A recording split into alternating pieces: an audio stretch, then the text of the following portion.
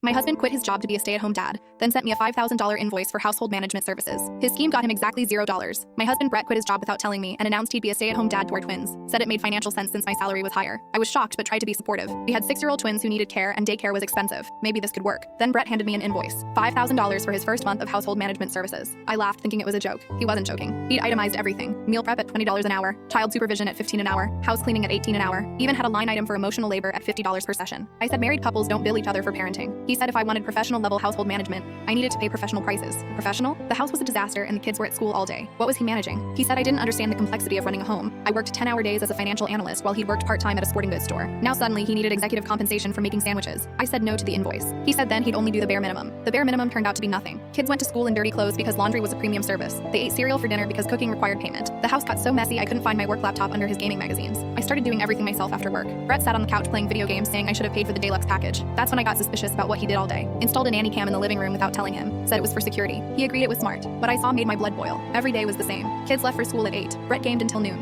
Made himself elaborate lunches while live streaming to 12 viewers. Gamed until 3:30 when the kids got home. Gave them chips and told them to do homework while he kept gaming. I'd get home at 6 to chaos and Brett would complain about how exhausting his day was. One day he sent another invoice, $8,000 because he'd added overtime charges for dealing with the kids' homework. Homework he never actually helped with. I watched the footage of him telling our daughter Amy to just guess the answers because he was in the middle of a raid. That weekend Brett's friend Owen came over. They were drinking and Brett started bragging about his setup. Said he'd figured out the perfect scam. Quit your job, demand payment for basic parenting, and if the wife refuses, she has to do everything while you game all day. Owen asked if I was really paying him. Brett said not yet, but I'd crack eventually when I realized I couldn't do everything alone. He called it strategic incompetence. Make things so bad that paying him would seem like the better option. Owen asked what would happen if I divorced him. Brett said he'd get alimony since he was unemployed and primary caregiver. Had it all planned out. He'd consulted with some guy online who did the same thing. There was apparently a whole forum of men teaching each other this strategy. I recorded the entire conversation on the nanny cam. Monday I met with a divorce attorney. Showed her Brett's invoices, the nanny cam footage, and the recorded confession. She said Brett had made a huge mistake. By billing me for childcare, he'd established he saw it as a job, not parenting. By admitting to strategic incompetence, he'd confessed to neglect. By documenting his plan for alimony, he'd shown fraud. No judge would give him anything. I also did something else. Found Brett's streaming account where he broadcast his gaming. He'd been asking viewers for donations saying he was a struggling single dad. Single. He was married, living in my house, eating my food, and calling himself single for sympathy donations. I contacted the streaming platform about fraud. They banned him immediately and froze the $3,000 he'd scammed from viewers. Then I changed the Wi-Fi password. Brett couldn't game without internet. He demanded the password. I said it would cost him $5,000 for the premium internet package. He said that was insane. I said so was billing your wife for being a parent. Filed for divorce the next week. Brett tried to claim he was the primary caregiver, but the nanny cam footage showed otherwise. 40 hours a week gaming isn't childcare. Judge gave me full custody and Brett got ordered to pay child support once he gets a job. He's living with Owen now who charges him rent. Has to work at a warehouse because no retail place will hire him after the streaming scandal. His invoice scheme got him exactly $0 but cost him his marriage,